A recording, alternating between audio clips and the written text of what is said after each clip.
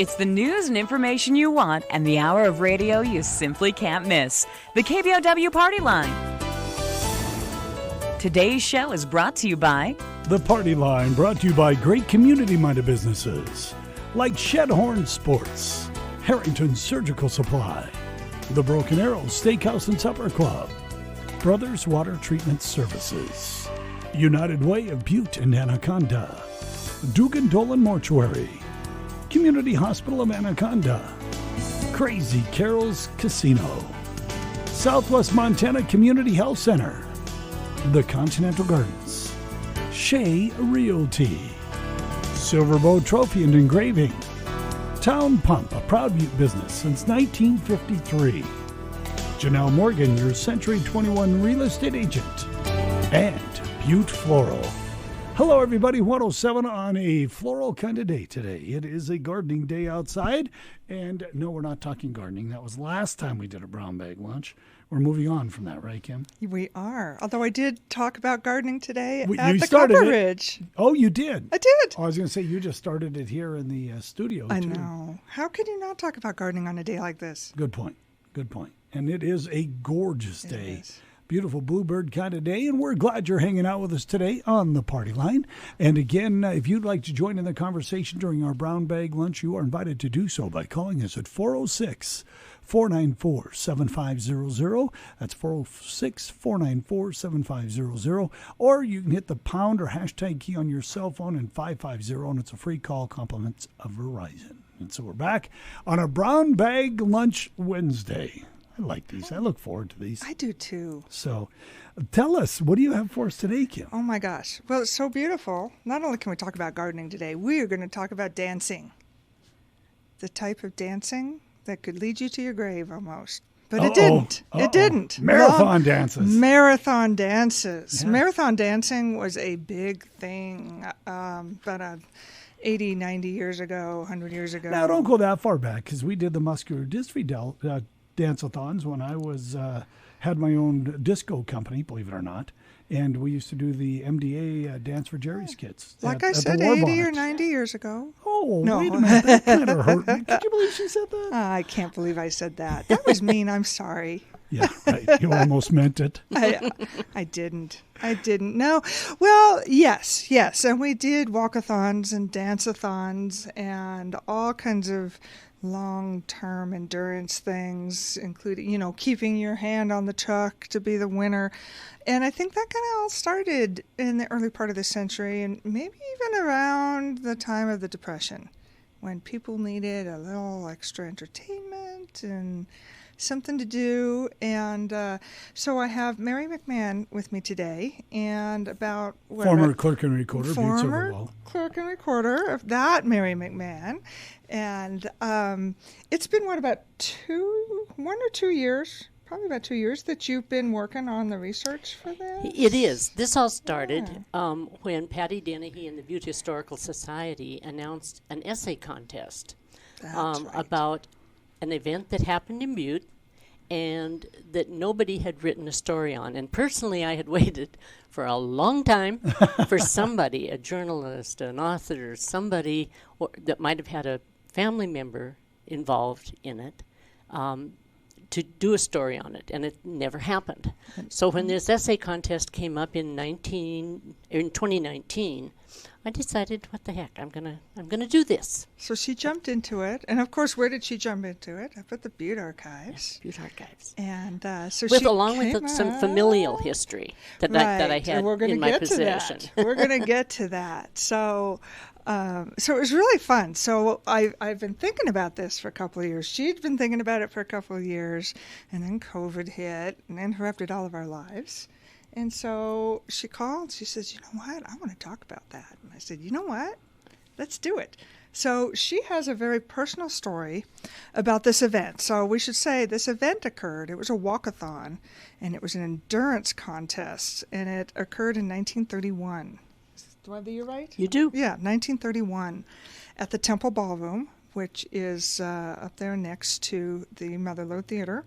And Mary has a personal interest in it, and she is going to tell us all about what that is. So Okay. what was the Walkathon? When did it occur? Who was in it? And why were you so interested in it? Well, my main interest in the Walkathon was the familial involvement in the event. But it also took place in a very difficult time in not only in Butte's history, but in the history of our beloved United States. The Walkathon put Butte in a new spotlight, bringing people here to organize the event. They interviewed and selected the participants, and So you had to be interviewed to participate? oh, you betcha. They did. Anybody that wanted to participate in it had to be interviewed because of this. And I'm going to talk in a few minutes about the format for this thing, because Okay. that in itself is amazing. You had to be interviewed, had to go through a physical with a doctor, and then the judges and the masters of ceremony. There were 5 gentlemen. The organizers. One was from Chicago, one from L.A. And then they brought in 3 masters of ceremonies that would trade off time to do this thing. So, but it put Butte in a new spotlight, but it brought people here to organize it and to get it going. And people already knew about Butte's hospitality, even in 1931. So it drew people. It even drew participants from prior walkathons that came here because they knew that they would be provided a sleeping place, they would be provided food, they would be provided clothing from merchants. It was just an amazing thing. But what's interesting is that 90 years ago, at this very date and time, the Walkathon was in progress. Really? Yes, it was. We timed that, didn't we? We did. We did. When she told me about it, I went, oh, because we already had the gardening on there. And I said, but our May is going to land right in the middle of the Walkathon, what the Walkathon would have been. So tell us, how long did this last? Oh, there's more before that. Oh, there's more before There's more that. She's before got a that. build up here. She does. I won't interrupt anymore. The thing is that I believe that my research showed that everybody who participated in it did it out of I call it dogged determination to survive the Great Depression, kind of an oxymoron, but dogged determination to survive. And our parents didn't talk much about the Depression because for them it wasn't a pleasant time. But I know for myself, my parents made sure we understood and respected what their families had gone through, during that time frame and how it affected them. But I want us to remember what was going on in Butte in 1931. You mentioned the Depression. Okay, 2 years prior, in 1929, the stock market crashed on October 29th. So that sent the nation into financial, industrial, employment, and political chaos. We all know that from our history lessons. And we were heading 31, 32, 33 was probably the very depths. Right. The worst The worst of time. it. So by 1931, stock values had dropped 80%. Wow. Our nation's industrial output endured a 50% failure, and 30% of our nation's workforce was unemployed. Granted, our population today is much different than then, but there were more than 12 million people out of work during that time. And yet, many immigrants continued to come to Butte because they felt there was work here in the mines, and they continued to come to find a better life, make a better life for their families. But at that same time, to alleviate the stressful aspects of the Depression, throughout the nation, ballroom dancing became, as you mentioned, Kim, became a very widespread and popular activity, including here in Montana.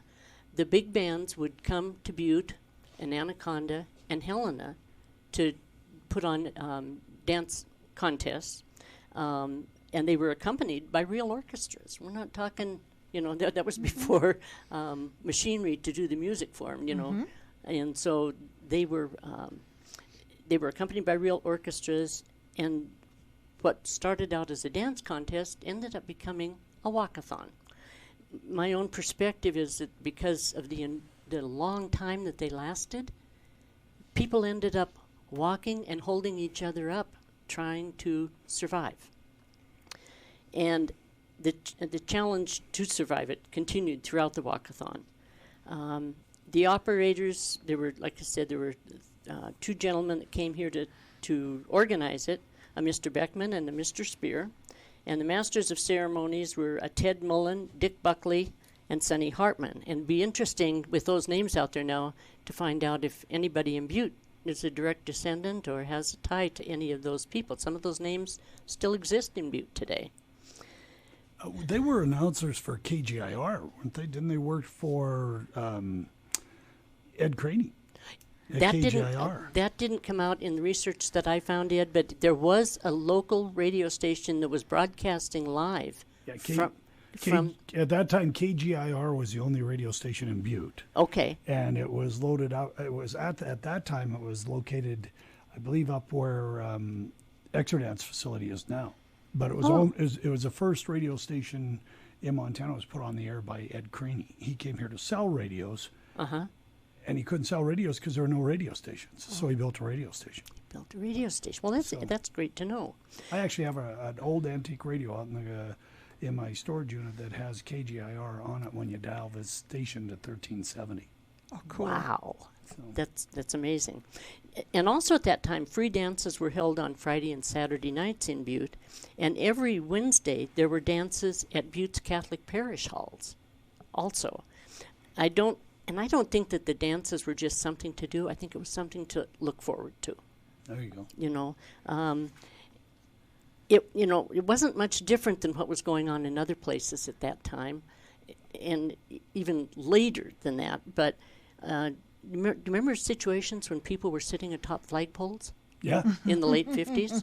Or trying to figure out how many goldfish you might be able to swallow before you got sick? Those kind of things were going on during the same time. How many people could you get in a Volkswagen? Yeah, or a phone booth. That was more of the 50s and 60s. Yeah. Flagpole sitting was really big in the 20s. Yeah. Yeah. Okay. The promoters limited the number of dance couples because they paired the guys up with the women, and they limited it to 20 couples. And contestants had, as I said earlier, had to audition and be interviewed by the promoters. A few of them chosen were actually leftovers from other walkathons that came here, as I said, because they knew of the hospitality that they could avail themselves of. But undoubtedly, the biggest incentive for young people in 1931 was the value of the grand prize, which was $1,000 to the winning couple. That's a lot of money back then. Yes, it was. In fact, if you took that $1,000 today, that would be worth over $17,000. I'd dance for $17,000. My grandson said he wouldn't. I would. Wait till we talk about the duration. Wait till we talk about the duration. No, I'll just walk. We'll hold each other up at the end. It would be exactly $17,426.12 as of yesterday. Wow. Not that you did the math or anything. My mother was a Butte girl, Isabel Kuyava, and she loved to dance. And I remember growing up watching she and Dad dance, and they were just wonderful to watch. They were very good at waltzes and foxtrots, and Mother was great at the Charleston. But the problem was, Mother was only 16 years old. And so she had to, because of her age, she had to get her parents to sign a permission slip for her to participate. Now, Grandma was Austrian, Grandpa was Polish, and I can only imagine the discussions that went on in that house down on Delaware Street while Mom was trying to convince them to sign this permission slip. Because she was little, but she was mighty. And what kind of things was she telling them and not telling them? And not telling them. Yes. I want to stop you there because I want to come back with that connection, but I got to take a time out. Okay. And then we come back. I want to continue there because you're into the kind of the meat of the issue right now. Okay. It's going to get good. All right. It is a brown bag lunch today on the KBOW party line, and we are having a good time talking about walkathons. There were dance-a-thons. There were walkathons. And we'll explain more. Stay with us. Camping season's on us, and it's intense. Wait, that should be intense. So get ready for summer camping trips now with a little help from the camping experts at Shedhorn Sports and iconic brands like Marmot, Coleman, and don't forget the UDAP Bear Spray. Camping wouldn't be camping without eating. And Shedhorn's expanded their Camp Chef collection. Yeah, that's you, Chef. Check out the smokers, portable grills, pellets, and skookies.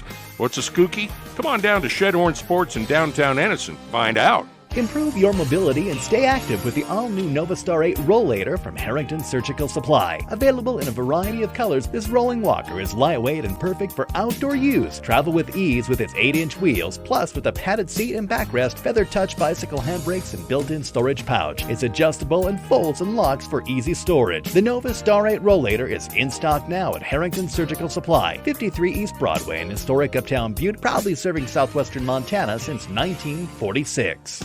There's a reason why the casino in the Broken Arrow Steakhouse has lots of regulars. It's the Players Club. Members get so many benefits, like a chance at a $100 drawing Saturdays at 7 p.m., double points on Tuesdays, and of course the always great customer service for the Broken Arrow regulars.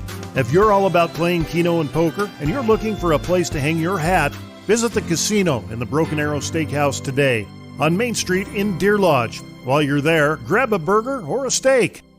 Clear, soft, and odor-free. That's how water is supposed to be. Brothers Water Treatment and Pump Service says if you have city water that's hard or chlorinated or on a private well, an American-made Water-Right RC softener is perfect for the job. And now offering water well pump installation and service to residents in Butte and southwestern Montana. Take charge of your home's water now by calling 559-0261. That's 559-0261. Brothers Water Treatment and Pump Service, owned and operated by Wayne Brothers. United Way of Butte and Anaconda is in the process of making allocations. The board is distributing $60,000 to help fund 10 agencies with 12 programs. These programs are important community services. Stay tuned for additional details on these agencies and programs. And in the meantime, if you would like to make a donation, you can call 782-1255, that's 782-1255, or stop by and see the United Way of Butte and Anaconda in the Butte Plaza Mall. Lifetime of love, you lived a lifetime of love. When a loved one passes on, families must find a way to go on. Mom gave us a lifetime of love. In a special way, we wanted to thank her for that. In a time of loss, allow us to serve your family and create a tribute of a lifetime. The lifetime of love. Memories of a Lifetime of Love, Dugan Dolan Mortuary, We Care, at 1805 Meadowlark, 723-3239.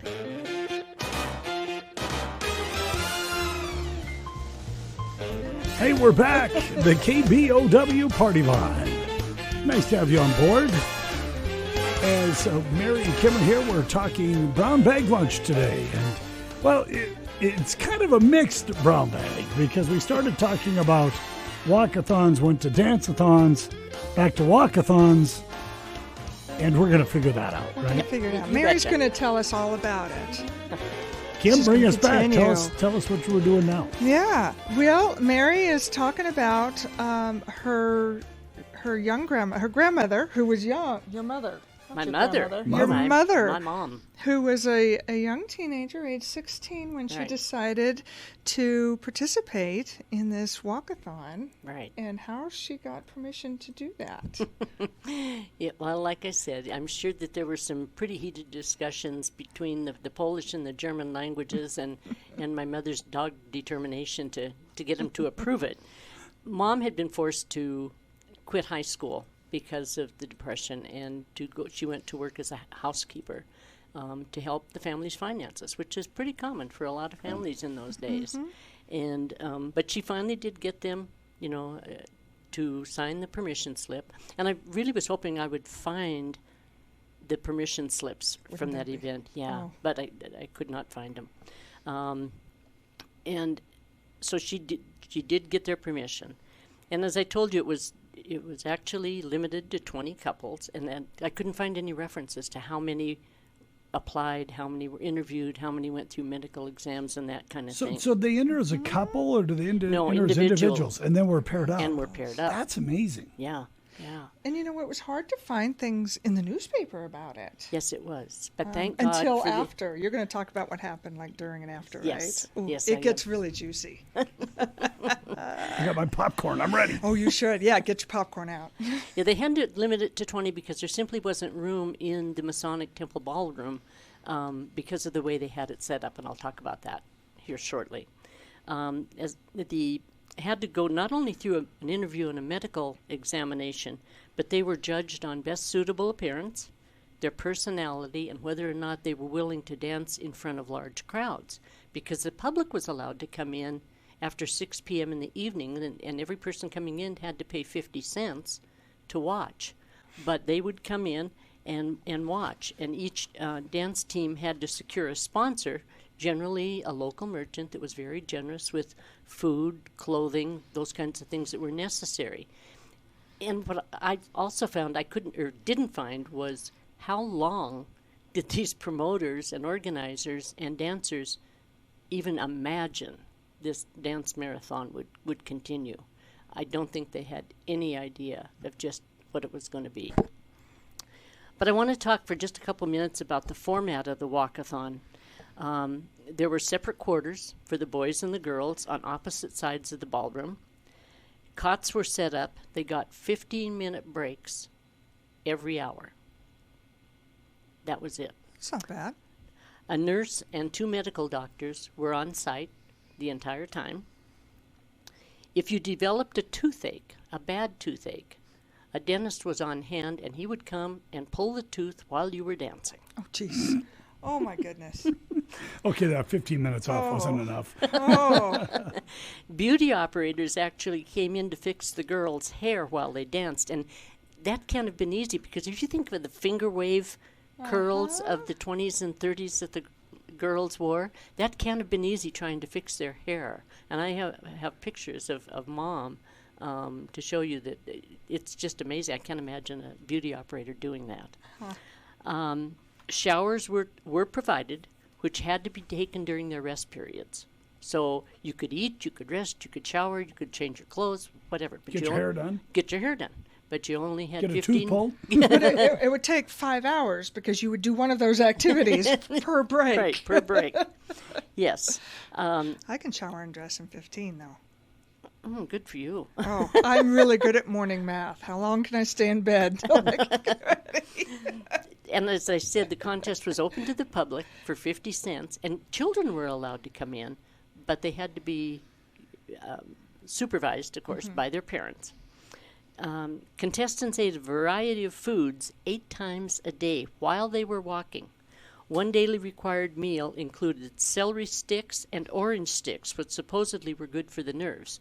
Now, the orange sticks I only know about are the little ones that are covered in chocolate. Little Which candy I love. ones. I love those. I do too. Never heard of orange sticks other than those, and celery sticks. Local restaurants did provide one big meal daily, which was eaten while they were dancing. They would go by and grab something and keep on going. Restroom breaks, showers, and changing attire were all done during those 15-minute breaks. Now, there were trainers on site to help them with leg cramps, and they used massage and ice water to help them with their legs. All dance couples were required to take a break at the same time. So nobody was given an advantage or they couldn't be missed. They all had to take that 15-minute break. Couldn't sneak off for a Yeah. little extra nap. Now, if you fell asleep and couldn't be awakened, trainers would put you in a container of ice water. Oh, Now, my goodness. if that didn't work, you were eliminated from the competition. So you had a chance. You had a chance in a bucket of ice water. So tell me who could stay sleeping if you were put in a bucket of ice That water, was completely my first thought. immersed. Yes. Well, That'd wake you up. maybe we haven't gotten to the duration here Oh, yet. okay, we'll get back to that. Yeah. We're getting ahead of ourselves here. So beginning on April 24th, 1931, the Walkathon was underway. I found no reference to how long, as I said, the promoters thought that it might last, or that the dancers might have imagined in their wildest dreams they'd be doing this, partaking in this event. And I tried to imagine the young people today of taking on that challenge for $1,000 or to be split For between two 17,000, people. right. Oh, yeah, they had to split the 1,000. They had to split the 1,000, the winning couple. You know, Mom always talked fondly about her participation in it. But she never, ever talked about the negative aspects that I found in my research at our beloved archives. It didn't take long for some residents of the area to file a complaint with local authorities. And in fact, just 3 weeks into the competition. Wait. What? This started on the 24th. We're 3 weeks and they're still doing this? Oh, hold on to your hat. Okay. Just 3 weeks into the competition on May 15th, the operators were given orders to shut the walkathon down as a common nuisance. The next day, the county attorney, Mr. Berquin, I believe is how his name was pronounced, filed the first complaint in district court the next day on the 16th, seeking to permanently close the walkathon down. Now, charges were filed against the 2 promoters and all 3 MCs. But all 5 were released on $100 bonds, which, again, that was a lot of money. Yeah. And their hearings were scheduled for May 22nd. Now, this was done after an inspection by then-Sheriff Larry Weir, Under Sheriff James Peoples, another familiar Butte name, and County Attorney Berquin. The county health officer, Pat Holland, another Butte name, also testified that the temple was not being used in a sanitary manner. In addition, complaints filed continued to come in from residents of the area of noise at night, because remember, this went on 24 hours a day, 7 days a week. Some folks even informed authorities it was a common sight to see what they called promiscuous drinking in and out of the temple. And others reported seeing juveniles in the temple at late hours. But if they were there, they had to be with their parents. Promoter Mr. Beckman countered that he and his employees had called police on numerous occasions to eject those that were drinking. And he had done things right. He got the required permit that was in place at that time and obtained a city license for the event.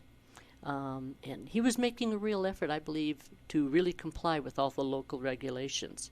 But the complaints continued because the Temple Ballroom was close to 2 schools and 1 church. And the complaints were supported by peace officers and the director of the YMCA, which we know the building is still located on the corner of Park and Washington.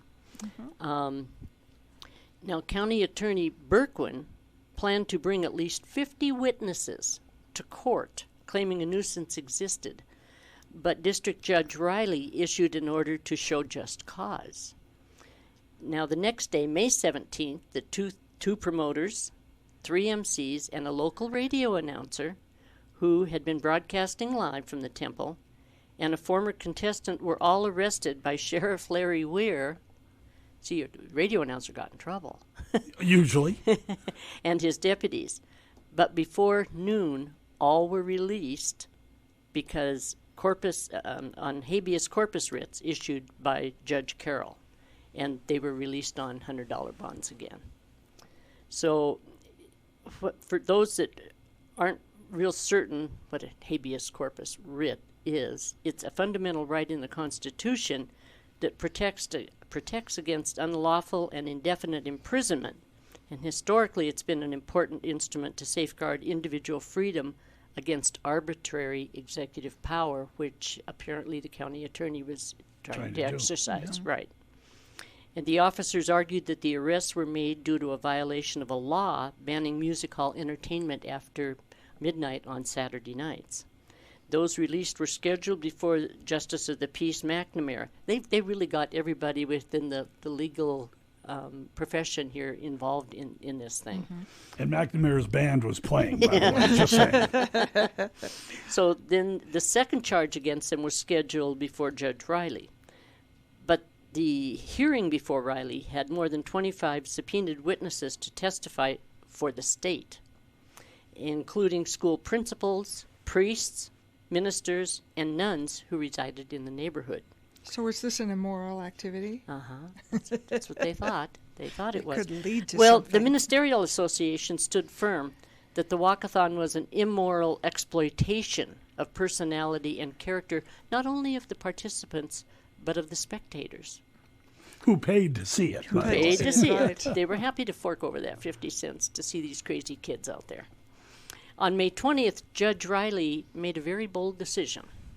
He sustained a motion by the defense to quash a complaint by County Attorney Berquin requesting the event be designated a nuisance, and also against Berquin's request for a restraining order to shut it down. But they're still dancing while this is going on, it never stopped. And the dancing right. Just wanted to make that clear. They're still on that dance floor while all of this is going on in the courts. That's correct. And this is how many weeks into the event? That 3 was weeks? We were from 24th to the 20th, almost 4 weeks, almost a month. Almost a month. Yeah. Wow. So Judge Riley said that the county attorney in Montana was not the proper person to file that action. He stated that a property owner in the area, or a person who lives there, whose peace and quiet was disturbed, may bring the action, but not the county attorney in relationship to his state responsibilities. Interesting. Now, with that ruling, the county attorney stated, and I'm quoting what I found in the archives information, quote, "The ruling in effect means that a county officer cannot stop the walkathon as a nuisance and pronounced that his present actions would be withdrawn because of the decision by Judge Riley." And so, as a result, the dancing continued and went on and on and on. Mother's favorite MC was Dick Buckley, whom she referred to as a real gentleman. He wasn't a jerk. He wasn't weird. He just was a real gentleman to them. He was quite the entertainer for the contestants. He'd sing silly songs, and one another remembered was the Ding Dong Daddy from Dumas. He would sing that. He would ride his bicycle in reverse on the dance floor around the dancers, to give them something to laugh about, and the spectators something to laugh about. Well, and even in the ad that says these boys are rated as kings of comedy. They put on a great program both on the air and on the platform. Yeah. So. Yeah. And Mother also talked over the years about how difficult it was to really stay focused on that $1,000 award that she I would imagine. She hoped to share. A month into it. Yeah. And in fact, one couple from Anaconda got married during the walkathon. Oh my gosh. Yeah. And that was intended to help keep the interest up in it and to help the publicity and to keep it going. I wonder if they stayed married. I don't know. Let's look it was into the start that. of a different marathon. They're both still paying for it to this day. Mother also recalled that since so many dancers were determined to win, they were challenged to run around or over obstacles that the MCs would place on the floor for them. Oh, they'd have to run around, or it'd be a box that they'd have to jump over or jump on and then off of. Is that an attempt to try to speed up the contest, possibly? Or maybe make them more tired, to where more would drop out. Yeah. Some of the contestants got so confused. Some of them even got delirious and had to be. Well, they've been dancing for a month now. Yeah. Yeah. So just getting started. So at this time, how many had dropped out? I have no idea. They don't give you that count. No. It'd be interesting. Yeah. Because you had 20 couples. 20 couples. You're a month into it. Are they? Who's all still there? Yeah. If anyone got frustrated or angry or started using foul language, they received a single warning. If a second warning was necessary, they were escorted out of the temple. Kim, we wouldn't have lasted long, not with your mouth. I'm thinking it's your mouth and my delirium. Now, some of the people that came would bring lunches. They'd come in to watch in the evening, and they'd bring lunches for their families or extra treats for the dancers or whatever. And they'd stay till the wee hours of the morning. I bet they were laying bets on who lasts the longest. I'll bet you're right. But again, even with all the legal challenges in May, the dancing never, ever stopped. Ron, I'm going to challenge you here. How long do you think this event lasted from April 24th? Well, you've already gone by where I thought it was going. Okay. So I'm going to say probably the end of June. You're close. I just guessed. I grabbed a number that I thought, okay, that'd be extreme. Okay, I'll pick that one. Don't tell me, because I'm going to take a time out Good. And then we'll see if people out there can guess. Okay. So I'm saying the end of June. Okay. So let's say June 30th. All right. That'll be my day. That's your day. Okay. Okay. You don't want to take a shot now? She knows. Oh, you can't say anything. Oh, sure. Leave it to the guy on the outside. Well, I'm making it a fair contest. Oh, that's fair. That's fair. So how long did it last? We'll find out, and we'll continue our discussion on the party line during our brown bag lunch after this. When it comes to women's health, the team at Community Hospital of Anaconda delivers. Together, Dr. Glenn McLaughlin, Dr. Andrew Bognano, and Dr. Sildy Adelano provide the region's leading women's health and surgical services. Let the Community Hospital of Anaconda be your choice for your health. To learn more about their personalized services, visit communityhospitalofanaconda.org or you can call 563-8500. The Community Hospital of Anaconda, care for a lifetime. There's always fun in motion at the Big Red Barn. Old-fashioned service, that's what sets us apart. Where you can win and laugh out loud. The hokey pokey is what it's all about. Where neighborhood people have good old-fashioned fun. There's always something here for everyone. Everybody knows the place to go. Crazy Carol's Casino and Mill Bar. Hi, this is Holly at Southwest Montana Community Health Center. If you are without health insurance for any reason, you can get it now. A special enrollment period has been announced on the health insurance marketplace in response to the COVID-19 public health emergency. You can apply for 2021 health insurance coverage now and until August 15th. You can submit a new application or amend an existing one to change plans. For assistance, to make an appointment, or to speak to a certified application counselor, call Southwest Montana Community Health Center at 723-4075.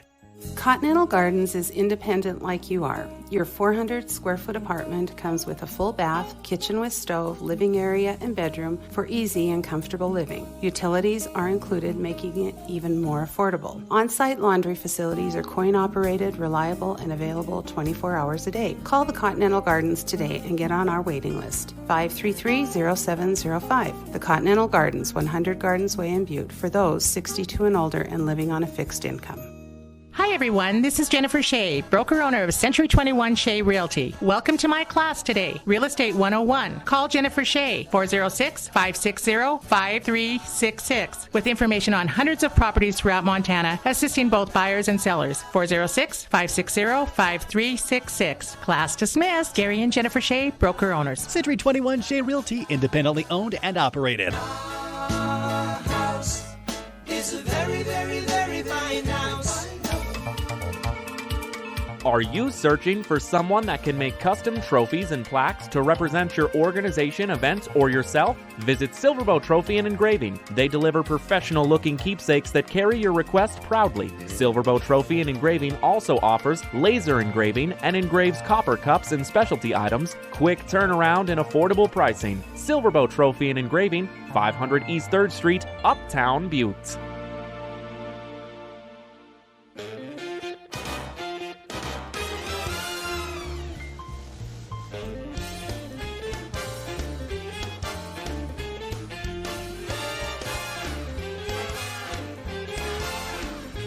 Hey, we're back. The KBOW Party Line.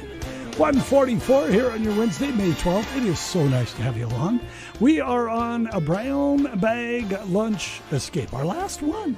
Our last one. As we are moving through the summer with other events, and then starting next September, back to the archives. From Yes. And that's not to say that we won't be on Party Line anymore. We just won't be doing the brown bag. Me. No, not at all. We got it. We have lots of other things. I'm going to just talk have to about. have somebody else host Party Line on Wednesday so I can go to the brown bag lunch. That's not a bad idea. Scott. You and Scott might have to arm wrestle over that one. No, I'll pull rank. That means I'll be doing it and he'll be up there. Right. Anyway, let's get back to it today. We were talking about dance marathon, or a walkathon as it was billed. And here we're into this thing into May. They're trying to shut it down. Mary's kind of going through all that. And then the question you popped to me was, how long did I think this continued? Right, from the end of April.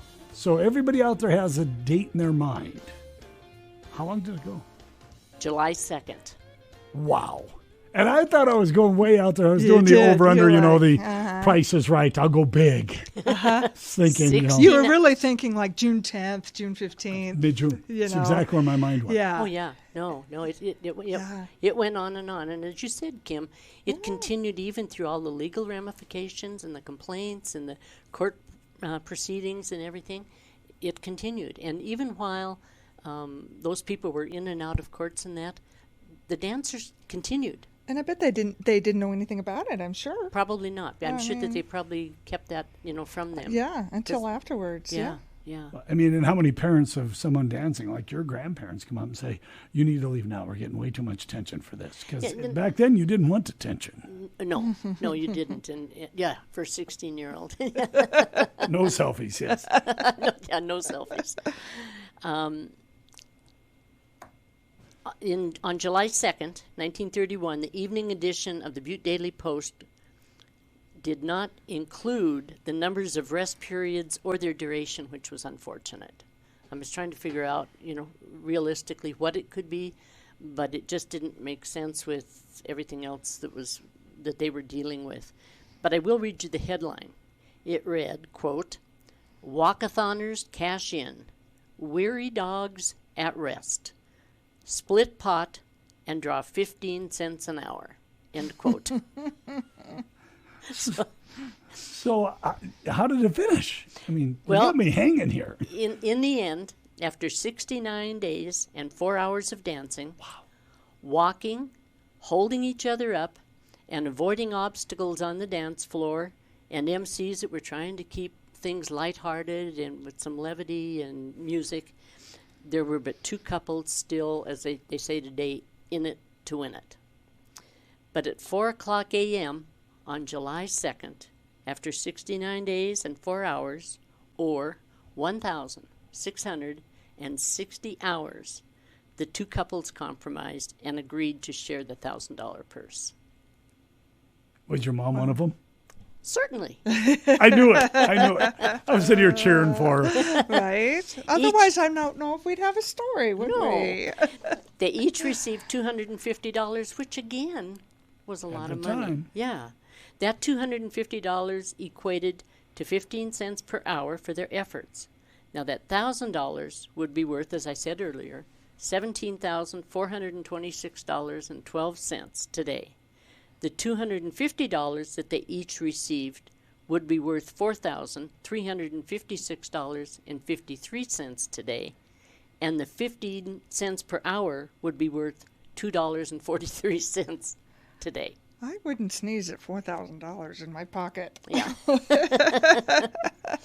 Shall we reveal the names of the 4 winners? Absolutely. Before, Ron, are you spelling things out on the calculator? No. I'm looking up what was the average pay in 1931 per hour, the hourly wage. While I'm still looking. Go while ahead. you're doing that, shall we? Okay, so the 4 winners were, of course, my mom, Isabel Kuyava. Yay, Mom! Isabel Kuyava, who later married my dad, Don Frazier, and her partner, Vernon Pickrell. He was not her original partner. They both had other partners throughout the contest, but those partners didn't survive the challenge, and so she and Vernon partnered up and ended up finishing. The other couple were Sis Sheehan and her partner, Brandon Murtha. Mother, Miss Sheehan, and Mr. Murtha were all from Butte. And Mr. I recognize those names. Yeah, still a familiar name. Yes. And Mr. Pickrell was from Deer Lodge. Oh. I know what Mom told us over the years, but my research archives, thanks to the essay sponsored by the Butte Historical Society, shed a lot more light on the challenges of the Great Depression. Those contestants, in my opinion, were in a league of their own. Imagine if you can, Ron, challenge young people today to do something like this with an unknown conclusion down the road, down the calendar. Not happening. No, not happening. I don't know. I think my daughter would probably try it. With such a contest. With maybe even to do 24-hour dance-a-thons like we did for Musco Disview, it was tough to get couples. It was tough, really. And that was 20 years ago. Right. Or more, probably 30 years ago. Yeah. By the way, the average pay in 1931, the low was 15 cents, the high was 95 cents an hour. And there was no minimum wage. That didn't come in until the Fair Labor Act in 1938. Right. So the average salary, and by the way, the 15 cents were women. Of course. And it says that in the story, that women were the lowest paid at around 15 cents, up to 95 cents for business professionals per hour. $18 a week was considered a high wage. Yeah. But imagine, kids today doing that with no cell phones, no social media. That's why they could do it. That's why they could, yeah. Constant movement, dance motion, more than 69 days for $1,000 or for $250. So what did your mom do with the money? I'm sure it went to her family. I was curious because that's what I would have thought. Yeah, she was 16 years old. She was working as a housekeeper, but I'm sure that the money was turned over to Frank and Sophie. Yeah. That was that way even when I was a kid, Well, yeah. I was 12, 13, 14 years old. My paycheck went to my parents. Yeah. To pay for my school clothes. So. Yeah, and I remember as a teenager working to pay for mine. Yeah. I just don't think it would happen today. I feel. No, I don't either. My mom was little. I said she was small, but she was mighty. She was 4 feet 10 inches tall for most of her life. Oh yeah, she was itty bitty. She was tiny. And weighed barely 90 pounds for most of her life. We used to tease her about her physical stature, but she was quick to remind us that, good things come in small packages, but so do dynamite and poison. I can't tell you how many times we heard that growing up with that woman. And rightfully so. And rightfully so, yeah. So, the Walkathoners, I think, and this is my humble opinion after researching this and gaining more respect for my late mother, that those people were another special aspect of the greatest generation. They were. I mean, they were doing this to survive the Depression, and they did what it took. Yeah, I'm sure they didn't do it on a whim. They didn't take this lightly. I'm sure they knew they were in for it was going to be physically difficult, and boy, I bet it's not that much harder than what my job is right now, and I can do this, not knowing it was going to go for 69 days. But also stop and think that you had to go through interviews, you had to go through physicals. So there were 20 couples, but I bet there were probably 10 times that wanting to be in because they were willing to do whatever it took to feed their families. Yeah. It's just real unfortunate that the coverage of it going through the papers did not say how many that they interviewed, how many people actually showed up, or how long that process even took, to interview them and to get them selected to participate. Right. And sadly, when you go back that far back, that's where you found your information. There was no other documentation. I mean, it was either in the paper or it didn't happen. Or it didn't happen. Yes. Yeah. So that's crazy. Yeah, and we have the court. Did you look at our court records? Is that what you were looking at the archives too? No, it was just going through just the papers. Just the papers from that time frame. We probably have the court records. I bet. Yeah. In our vaults. I was just going to say, what happened to them in the courts? Did you ever, through the story, find out what happened to them? Well, they dropped the whole thing. The county attorney had to drop it. But nobody picked it up. Because nobody picked it up. Nobody picked it up. The district judge said that the county attorney didn't have the authority to pursue the prosecution of those people and to shut it down. Now that happened in May, so from the end of May or the middle of May to July 2nd. Things just kept on going. Music continued, and even during this, prior to this time, there were a lot of orchestras would come and give foxtrot demonstrations at the Columbia Gardens Ballroom up there. So it's something that happened. But this is the only one I've found that was done in Butte to this extent and for that amount of money and with the outcome that resulted. Did your mother ever talk about any physical ailments? Did you talk about how bad her legs hurt or any kind of injuries or anything, or how long it took her to recover? Well, like I said earlier, Mom talked about the good aspects and the fun aspects of it. She was provided a wardrobe, by a local business that she got to keep. Yeah. Wow. You know, I mean, at 69 days, I doubt that they were, had a laundry there that they were washing their clothes and putting them back on their bodies. Fluffing and airing them out. Yeah. Although you could get your teeth pulled. But anyway. Yeah. She didn't. But I just learned from a cousin that lives out in Ramsey that her mother said that our grandmother made a comment that it took its toll on Mom.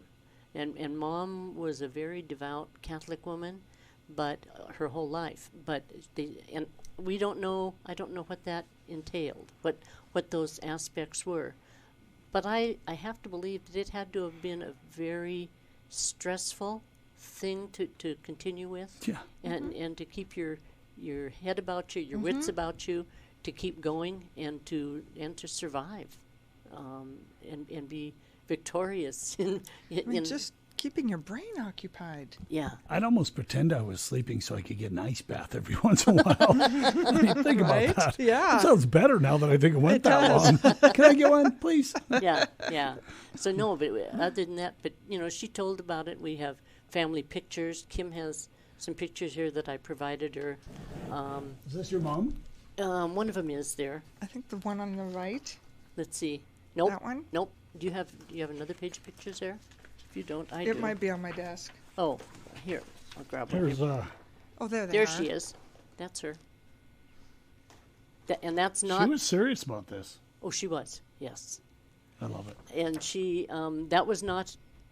He was not her winning partner. Right. Okay. That was somebody she had danced with, but he was not the victor with her. So they didn't have to dance with their partner the whole time. They just had to be dancing. Right. Oh, she's wearing like little culottes, it looks like. A jumpsuit. She's smart looking. Yeah. That would sell now. Okay, This is absolutely. I apologize. I didn't notice that. this is But look like at the hair. Yeah. Look at the hair. Oh, I know. And the gentleman there is at Dick Buckley. Over here? MCs. Yes. I love it. Yeah. Well, ladies, we're out of time. Oh, what a great man. walk down memory lane. Yeah, Thank you it so has much been. for bringing Thank this you. to us. My That was pleasure. fun. Oh, my Thank you, goodness. Mary. I'm so What glad. a great way to wrap up our brown bag Well, lunches. I'm hoping that Mary will come back and we can do pictures and everything, that we can do this in a live brown bag. Would you be I'd interested love in to. doing You that? I could easily do that. I love it. I'd like to get all of our party line brown baggers in person. Well, we had them in person on the radio. So. With pictures. With pictures. How's that? Does that like sound it. better? I gotta go. I just love picking on you. do. I don't get to do this again for a while. Ladies, thank you. Thank you, And Ron. thanks to the Archives for allowing us to be a part of the Brown Bag Lunch. You guys have a great day. I'll be back tomorrow with Open Phones Montana. No matter how far you may go, there's always one just down the road. Town Pump, who pump it up, pump it up. Whether you're headed to work, home, or taking a trip, be sure to stop by your local Town Pump. Pepsi product 12-packs are 2 for $10.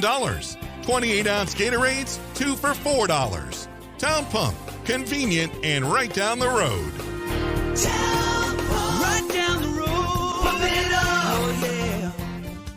If you've been weeding through the list of real estate agents in our area trying to figure out who's going to take the ball and run with it, who's that agent that'll treat you right? Here you go. There's one person out there you can count on to get the job done. Whether you're selling your property or trying to buy a new property, that agent, Janelle Morgan, real estate agent with Century 21 Shea Realty. Call Janelle Morgan today at 490-7945. That's Janelle Morgan with Century 21 Shea Realty.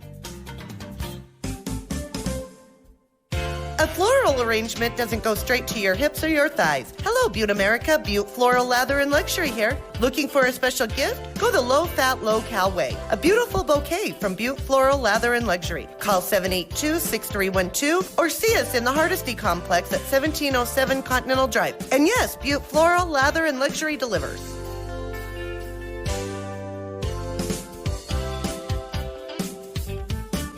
This is KBOW Butte.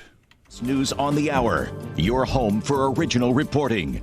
I'm Matt Piper in New York. Younger Americans are now allowed to get a COVID-19 vaccine. A CDC panel voting last hour to recommend Pfizer's for adolescents 12 to 15. As expected, the CDC panel gave the go-ahead. 14 yay, and one refusal. The motion passes. This means all children ages 12 to 15 can get the COVID shot. CBS's Dr. David Aga says trials show children in that age group have the same reaction as those older. All of the data look to be that. Their immune response appears to be the same, and in terms of the side effect profile, really the same. Many areas are all set to start giving the Pfizer shots to 12 to 15-year-olds. Several states have already begun. Steve Futterman, CBS News. The White House says President Biden and congressional leaders had a productive meeting discussing infrastructure improvements. They're hoping for common ground, but Republicans set a red line on what they are not fans of. The House Speaker came out of the meeting sounding hopeful about the possibility of a compromise.